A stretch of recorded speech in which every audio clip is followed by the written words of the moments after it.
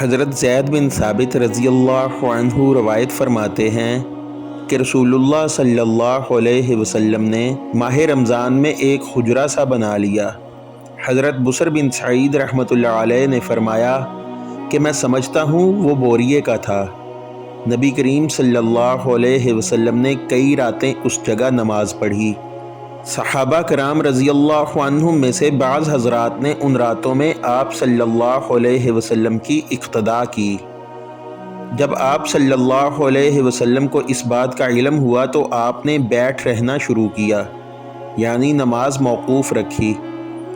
پھر آپ صلی اللہ علیہ وسلم باہر تشریف لائے اور فرمایا، تم نے جو کیا وہ مجھ کو معلوم ہے، لیکن اے لوگو، تم اپنے گھروں میں نماز پڑھتے رہو، کیونکہ آدمی کی بہترین نماز وہی ہے جو وہ اپنے گھر میں پڑھے۔